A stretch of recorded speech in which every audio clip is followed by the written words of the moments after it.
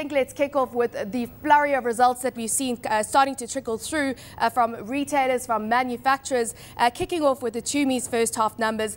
Really a strong recovery there in the supermarket chain. We saw a 26% jump in net profits for the year.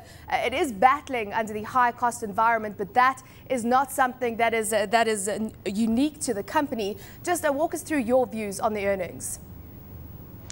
I mean, the sales numbers came in quite strongly, and December was particularly strong. But overall, for the period, the numbers showed, tremendous resilience.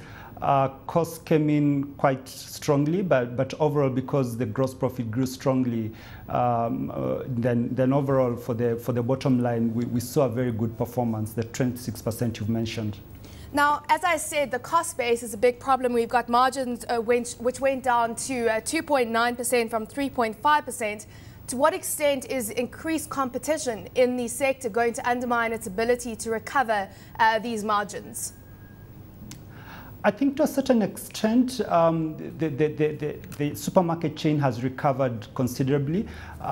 We might see these levels of margins being maintained over the longer term. I think the idea, even though costs have grown, I think they might also have looked at discounting to ensure that they remain quite competitive. And you can see on overall, despite that discounting, its net brought them, a good return. Yep, as you say, but CMC Holdings, on the other hand, is battling. It's turned to a loss-making position, making 31 cents loss for the full year to September, and that's from a profit of 70 cents per share the previous year.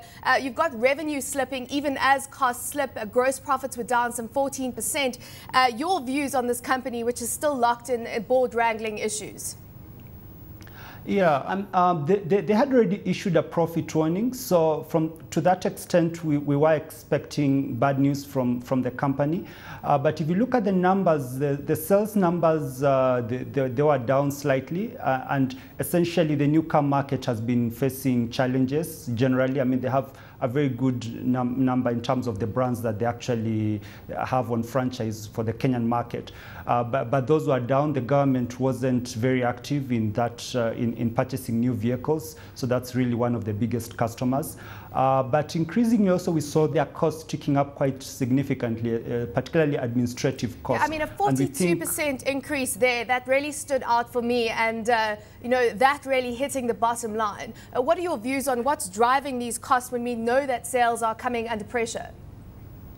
Yeah, we think it might have been one of provisions of some sort, maybe of debts which hadn't been paid or something like that. So we haven't really got clarity, but in the previous profit warning, they had indicated they might have such items. And if you look at the administrative figure, it suggests that probably that's where they classified those numbers.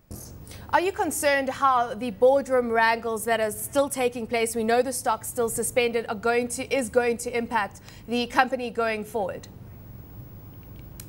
I think at least it's a good thing it's being resolved. It's off the market at the moment, but at least it's a good thing that all these issues are being resolved, and by the time it comes back to the market, then we'll have a much better clarity as the general market.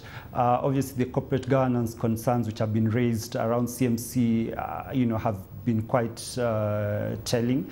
So it's important for the market to get clarity, before the company comes back to the market. Because at the end of the day, the company in itself is actually a very valuable company, given the franchise it actually runs in the country. Just staying in the car sector, Car and General's results were really a stark contrast to what we saw from CMC. While CMC making a loss of 209.5 million shillings, we had Car and General booking a profit. That's a pre-tax profit of 428 million shillings. So it looks like even though we had the weak shilling undermining earnings to a degree, the company doing pretty well in the year. Yeah, certainly. Although Car General actually serves a slightly different segment, so it's more engineering and automotive, and so they also have generators and so forth, and so sort of two-wheelers and three-wheelers.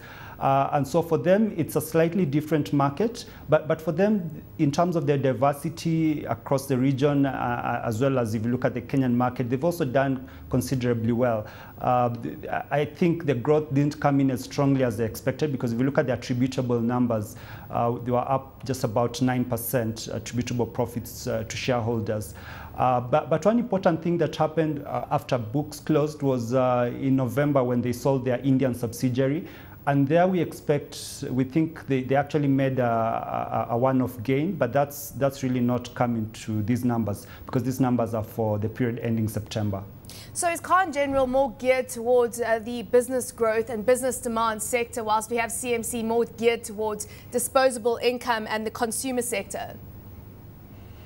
Yeah, and there's that difference, and I think just because of the segment that it serves, Car in General is better placed. If you look at the diversity of its customers, it's more of the general market rather than specific large clients. So if you look at CMC, it really relies significantly on large transport companies or the government, essentially.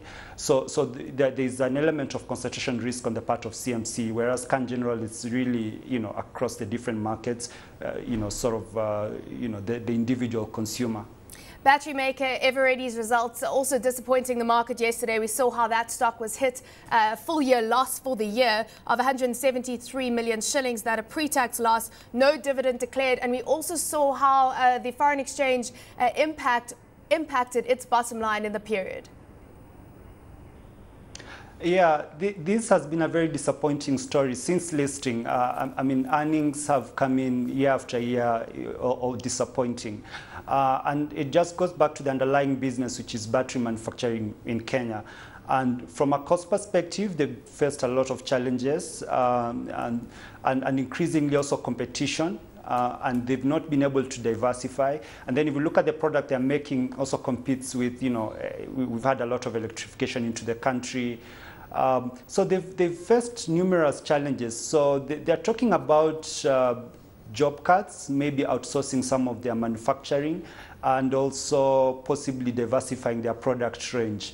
But, at the moment, it doesn't look like they're going to have very significant success in the near term. Eric, very quickly before I let you go, of the 4 companies that we've run through, which one are you most bullish for some upside potential in 2012? I would say Car in General.